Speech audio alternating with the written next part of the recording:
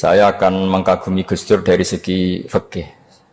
Ketika Gus Dur dilengsarkan dari presiden, yang paling saya kenang dan para ulama seluruh Indonesia, mungkin seluruh dunia mengenang adalah keberhasilan Gus Dur mengelola konflik itu tidak pertumpahan darah. Itu satu prestasi yang insya Allah jadi amal beliau, semoga mendapat ridhonya Allah Subhanahu wa Ta'ala. Karena yang paling dihindari oleh Islam sebisa mungkin adalah jangan ada darah menetes, apalagi hanya demi kekuasaan. Sehingga Rasulullah SAW sampai berdamai ketika terjadi tarik ulur di Sulhul Hudaybiyah. Saat itu Suhail bin Amr memberi sekian poin yang mendikte Rasulullah, semuanya merugikan Rasulullah. Tapi semuanya merugikan Rasulullah, tidak ada yang menguntungkan sama sekali. Tapi Rasulullah menuruti itu semua demi tidak bertumpahan darah. Padahal Suhail bin Amr zaman itu masih kafir. Sehingga menjadi fikih bahwa perdamaian itu harus kita jaga. Sampai ada ayat wa in janahu lisalmi fajnalaha wa tawakkal 'ala Allah. Jika mereka ingin damai, kamu harus menuruti itu. Sehingga damai itu pula yang zaman era Gus Wahid, ketika beliau menginginkan negara berdasar Islam, itu banyak di buku, termasuk beliau panitia 9 persiapan kemerdekaan, Pebuki, juga tadi Gus Solahuddin cerita. Beliau akhirnya kompromi juga dengan negara yang berbentuk Pancasila. Kemudian itu disosialisasikan era Muktamar Situbondo, yaitu Kiai Haji Ahmad Siddiq, didukung oleh Gus Dur karena zaman itu beliau kalah sepuh sama Kiai Haji Ahmad Siddiq. Jadi itu fikih yang saya menjadikan pengagum Gus Dur, karena ibadah Darul Mafasid Muqaddamun ala Jalbil Masalah adalah ibadah yang luar biasa. Berikutnya saya mohon sama Kiai Haji Solahuddin Wahid berkenan saya cara berpikir begini untuk Gus Dur. Jadi saya ini dari keluarga Kiai, saya juga senasab dengan keluarga Mbah Hashim karena sama-sama turunan Mbah Sambul Lasem. Jadi beliau adalah Abdurrahman bin Wahid bin Hashim bin Asy'ari bin Wahid lagi, terus bin Abdul Halim 2 sampai Mbah Sambu. Kira-kira nasabnya sama dengan saya, dengan Mbah Hamid yang dari jalur itu. Saya mau bercerita begini. Watak seorang cucu itu biasanya mengalir dari pikiran besar mbah-mbahnya atau leluhurnya. Karena setiap mbah-mbahnya pasti berdoa dzurriatan thayyibah, yaitu anak cucu yang baik. Saya sengaja di sini membawa kitab yang ditulis oleh Muhammad Asad Shihab, seorang Libanon. Menulis bahwa Mbah Hashim Asy'ari adalah terhitung sebagai mujaddid, sebagai pembaharu Islam, setidaknya di Asia sini atau di Indonesia. Di sini ada kitab ini diterjemah beberapa kali, sebagian oleh Kiai Haji Mustafa Bisri, sebagian oleh Kiai Sodik Semarang. Saya punya edisi asli, edisi Arabnya, karena saya dari awal ingin ngaji sama santri-santri Tebu Ireng. Karena buyut-buyut saya itu termasuk gurunya Mbah Soleh Darat. Jadi buyut saya yang di Kudus, Pondok Damaran itu dulu Mbah Soleh Darat pernah ngaji di situ. Dan Mbah Hashim kecil pernah ngaji sama Mbah Soleh Darat. Dan tentu biasa itu dalam ilmu sanad. Guru-guru saya indukannya di Mbah Hashim juga pernah ngaji beberapa ulama di Pantura. Dan saya pastikan di antara perilaku atau manhaj Mbah Hashim adalah, ini saya baca guru-guru beliau, kemudian ada perilaku yang persis ditiru Gus Dur. Jadi itu bukan sekedar bukan sekedar mitos atau kebetulan. Beliau punya pilihan-pilihan yang dipilih sampai akhir hayatnya. Di sini ada cerita proses Mbah Hashim ngaji, kemudian pernah ada seorang Jerman mau belajar Islam sama Mbah Hashim, kemudian ditemui beliau dengan sangat hangat. Ketika sudah mengenal Islam secara detail, ya saya ulang lagi, ketika sudah mengenal Islam secara detail, beliau menghentikan, kamu jangan tergesa-gesa, kata beliau, Kamu harus menerima Islam ini secara al-bayyinah, secara argumentatif, secara logika yang benar, jangan karena terpaksa. Itu pula yang akhirnya Mbah Hashim mendorong khurriyatul fikri. Orang itu harus merdeka dalam berpikir. Itu pula yang mengilhami Rasulullah SAW ketika Sulhul Hudaybiyah. Orang kafir yang masuk Islam harus dikembalikan ke habitat kafir karena itu habitat asli. Karena rata-rata dulu suku Mekah zaman itu kafir semua. Tapi yang orang Islam masuk kafir harus dibiarkan karena dianggap kembali ke habitat. Tentu semua perjanjian itu merugikan Rasulullah SAW. Tapi yang unik, Rasulullah itu menerima itu semua. Kata Rasulullah, sudah perjanjian itu kita terima saja.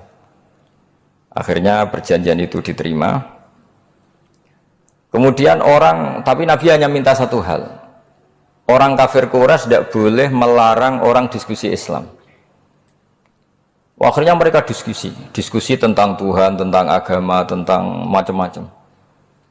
Sehingga mereka akhirnya membandingkan, namanya punya Tuhan batu sama Tuhan yang disebut Muhammad. Tentu mereka masih jangkar pakai nama Muhammad. Mereka diskusi.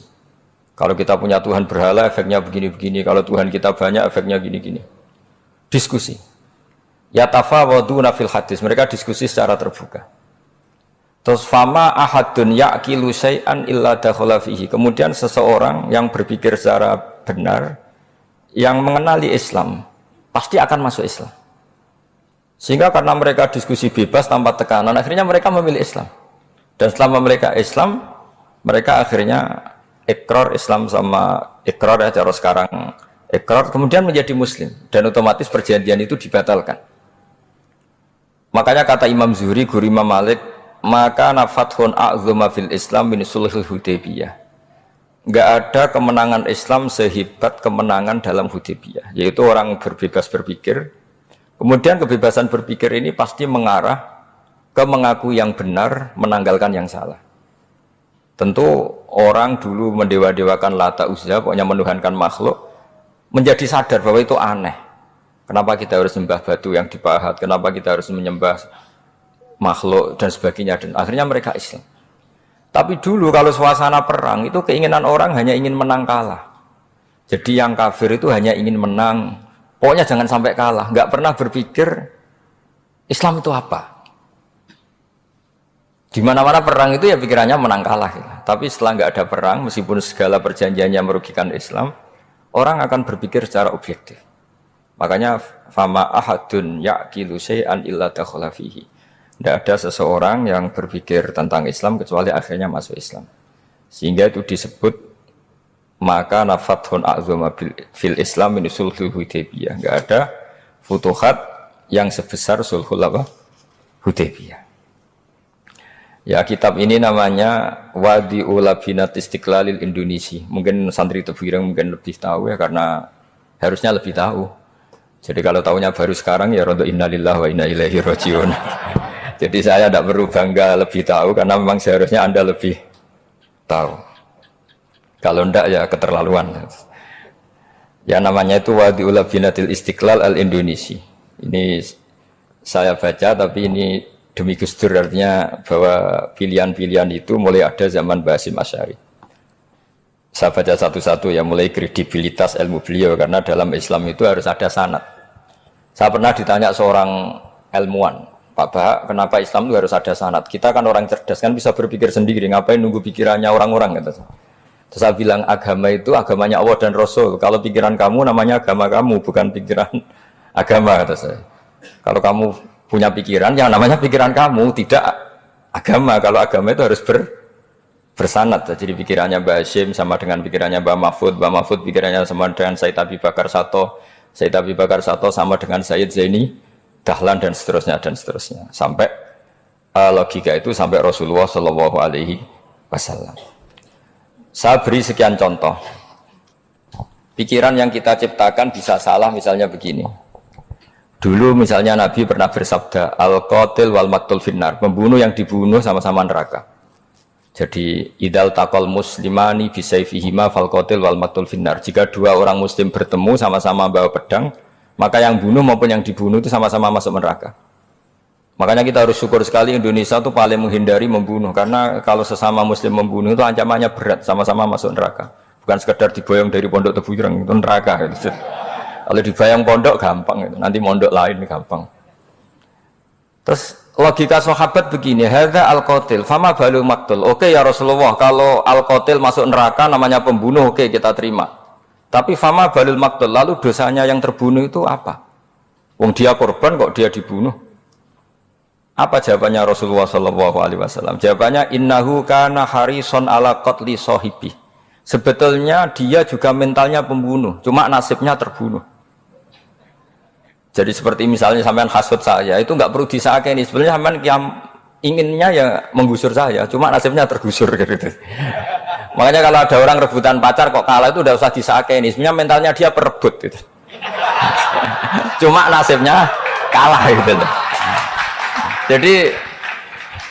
Jadi apa ya? Ya tadi. Ya ini penting ya, penting sekali. Itu jadi sebetulnya ketika duel itu semuanya kan mentalnya pembunuh. Maka dia nasib saja sebagai maktul, tapi mentalnya pembunuh. Karena dia mentalnya, niatnya, komitmennya pembunuh, maka dia sama-sama di neraka. Maktul itu fakta, faktanya terbunuh, tapi mentalnya pembunuh, sehingga hukumannya sebagai pembunuh. Sama kalau sampean berebut itu mentalnya ya perebut, cuma nasibnya kalah atau terebut. Itu soal nasib. Ini saya baca dulu ya guru-guru Mbah Hasyim supaya clear. Selama ini yang dikenalkan beliau ngaji sama saya Mahfud, saya Khotib Minangkabau.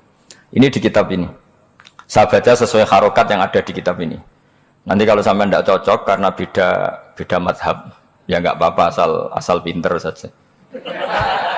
Karena baca kitab itu unik. Kadang-kadang satu guru sama guru yang lain itu beda-beda. Dan biasanya guru itu nggak mau kalah.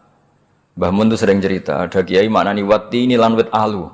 Itu muridnya gerudu karena pernah mondok itu kok nggak gitu. Pak Guru, di kitab saya maknanya itu pohon elu. Lah iya cung, wit elu kena gua alu kata gurunya kata gurunya nggak mau kalah itu. Ada yang guru itu salah baca wal jarodin lan lawang. Muridnya agak terima. Pak Yai saya pernah ngaji itu maknanya walang. Lah iya walang sing ning lawang cung. Itu memang kasus makna-makna di Jawa itu banyak. Karena awalnya memang wis rodok bodoni. Kenapa saya bilang bodoni? Yang bilang Mbah Mun makna Jawa ono bodoni ini ya. Karena watin itu kan nggak ada di Indonesia. Tapi kiai itu malu kalau gak iso maknani. Akhirnya wati ini wet elu. Tanyakan orang pakar ahli Jawa ya tidak tahu loh itu apa. Pokoknya butuh kiai itu ada lafaz ya ada maknanya. Padahal jenis itu nggak ada di Indonesia. Seperti haudat itu maknanya di Jawa sekedup. Sekedup itu rumah kecil yang ada di unta zaman dulu. Di Jawa ada enggak? Tidak ada. Kalau kamu tanya orang Jawa ini apa namanya? Namanya ya rumah kecil di atas unta. Tapi Kiai Jawa dulu punya makna namanya apa? Sekedup. Jadi Kiai Jawa itu luar biasa improvisasinya. Ya rodok bodoni itu. Lah yang sering bodoni itu bab halal haram, tapi bodoni apik. Yang tidak semua bodoni itu buruk, kadang wajib. Betul ya? Ini sama tergesola. Ini karena keahlian fikih saya juga barokahnya Mbah Hasyim Asy'ari supaya beliau senang. Beliau senang karena para nabi, para wali, para ulama itu tidak meninggal. Tadi kalau Mbak Anita bilang wafat itu kalau dalam bahasa Arab wafa yafi wafaan itu maknanya nuhoni. Nuhoni itu sudah memenuhi. Jadi sebenarnya memang nggak pernah ada orang mati itu. Jadi kita punya jatah umur, jatah rezeki sudah terpenuhi semua. Namanya wafat. Dari kata wafa yafi wafaan, sesuatunya sudah penuh maka diambil. Kalau roh sendiri nggak pernah meninggal. Ya roh sendiri kalau Mbak Anita bilang kita memperingati kehidupan Gus Dur ya memang hidup karena tadi nggak ada siapapun bilang orang itu mati. Orang mati itu adalah jasad, rohnya diambil dari jasad. Roh sendiri ini nggak pernah berstatus mati karena makanya orang Jawa semua sepakat. Wong mati ku piye sing nyawane dijabut. Jasadnya mati, nyawanya diambil. Kemudian nyawa ini yang mengalami dapat nikmat maupun dapat azab. Sehingga keyakinan ahli sunnah wal jamaah ini perlu didoakan karena menghadapi Allah butuh topangan doa dan doa itu nggak pernah salah karena otoritas doa itu milik Allah Subhanahu wa Ta'ala. Nggak bisa kamu nyemprit Allah ini sudah akhirat loh, amal nggak ada gunanya loh, nggak bisa. Allah tetap zat yang bisa mengabulkan doa siapa saja. Sehingga ahli sunnah berpendapat doa itu yanfa'ul mayyit, doa itu manfaat untuk mayit. Sehingga Mbah Hasyim Asy'ari ngarang secara spesifik risalah an ahli sunnah wal jamaah. Di antara yang paling pokok adalah doa yanfa'ul mayyit, bahwa doa itu manfaat pada mayit. Ini saya hitung ya guru-gurunya Mbah Hasyim.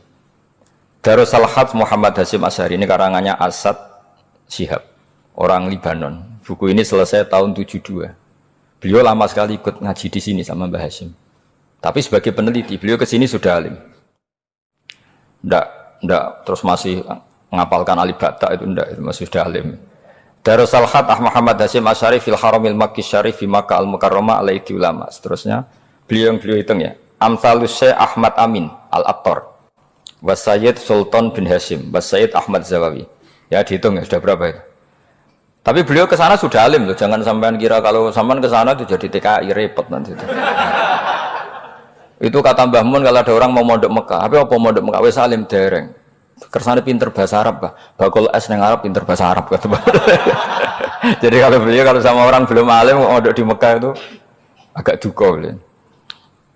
Ya, Syekh Ahmad Amin Al-Attar, wa Sayyid Sultan bin Hasyim, wa Sayyid Ahmad Zawawi, wa Syekh Ibrahim Arab, wa Sayyid Ahmad bin Hasan Al-Attar, wa Syekh Said Al-Yamani. Ini yang gurunya Mbah Zubair juga, guru-gurunya keluarga sarang, wa Sayyid Husain Al-Habsyi. Ini mbah-mbahnya keluarga Habib Anis Solo. Jadi ya pokoknya keluarga besar Solo, karena kita tahu Habib Anis itu bin Alwi bin Ali yang punya simtud Duror bin Muhammad bin Husain. Alladzi tawalla mansibal iftah hatta wafatul maniyah wa Sayyid Bakar Sato, ini yang ngarang Anatu Tolibin, wa Syekh Rahmatullah wa Sayyid Alawi bin Ahmad As-Segaf, ini yang ngarang Tarsihul Mustafidin. Kita tahu sarah i'anah paling terkenal adalah dua, I'anatu Tolibin dan Tarsihul Mustafidin, itu dikarang oleh Alawi bin Ahmad As-Segaf. Terus wa Sayyid Abbas Al-Maliki, itu banyak Sayyid Muhammad, karena kita tahu Sayyid Muhammad adalah Muhammad bin Alawi bin Abbas, ya, Muhammad bin Alawi bin Abbas. Itu juga gurunya Mbah Hasyim, wa Sayyid Abdul Az-Zawawi, wa Syekh Saleh Bafadl, wa Syekh Sultan Hasyim Daghestani. Jadi selain guru-guru di Indonesia termasuk Mbah Mahfud Termas, Syekh Khotib Al-Minangkabau, beliau punya guru-guru itu yang saya sebut. Lalu barokahnya guru-guru itu, ya, barokahnya guru-guru itu, Mbah Hasyim berpikir seperti itu, dan berpikir seperti itu yang mengilhami Gus Wahid, kemudian Gus Wahid mengilhami Gus Dur. Kenapa saya cerita ini? Supaya kamu tahu bahwa pikiran-pikiran besar Gus Dur itu ada sanadnya. Jangan sampai kamu berpikir Gus Dur cerdas muka kan delok film lah, terus gue delok film kan ya repot gitu. Jadi makanya ini, karena banyak juga yang cerita Gus Dur sebagai budayawannya, sebagai demokratnya, sebagai pluralisnya. Yang cerita itu kan sudah ada, masa saya disuruh cerita itu lagi? Jadi kalau sampean saya cerita itu lagi kan coro Jawa tahsilul hasil. Jadi ini itu tidak bidang saya. Bidang saya akan melihat Gus Dur sebagai cucu Mbah Hasyim siapa? Asy'ari. Ini saya baca ya. Ini bahasa Jerman tapi sudah diagak-agak Arabkan. Ma'al Muhandis Karel von Schmidt. Ini Mbah Hasyim. Jangan kira yang pernah berkawan ya, bersosialisasi dengan non muslim itu mulai Gus Dur, mulai Mbah Hasyim. Ini di halaman 108 kitab tadi, Wadi'ul Labinati Istiqlal Al-Indonesi. Kitab ini boleh sampean gasap, nanti setelah ini tak bawa pulang atau sampean gasap nggak apa-apa, ini santri-santri tafsir nggak apa-apa. Siap ya?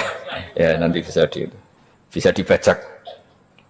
Lakot kan seterusnya hakon ziaratil alam Muhammad Hasyim makana dalika fi yaum ini 7 Juli tahun 1936 fi maqorihi Tebu Ireng haisul taqal tu indahu bil muhandis Karel von Schmidt wa kanatil fursa saikhal tahadus ma'ahu tawilan. Terus setelah itu ini ceritanya muallif menangi Mbah Hasyim diskusi sama orang orientalis. Ini kata muallif, wa hadhil uqdatu takunu aqidatan wa hiya uqdatul mustasyrikin fa kullu shay'in ya'ti minal ghurbiyin wal irobiyyin wa Eropa ya'tabirunahu dasisah. Jadi zaman itu Mbah Hasyim itu sering punya tamu dari Eropa, dari barat, dari macam-macam. Sumastatrodal muhandis fa terus sampai. Nah ini cerita saja betapa Mbah Hasyim itu perkawanannya luas sekali. Terus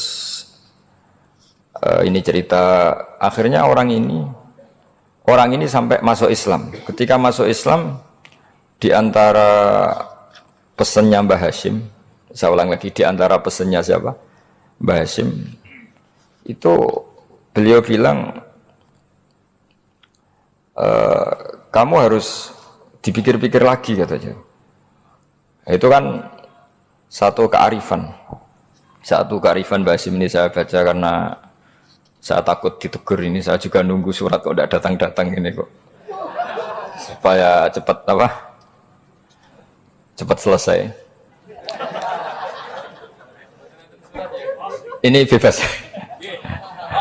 Kalau ada surat malah kebenaran ini karena sudah mulai nyari-nyari.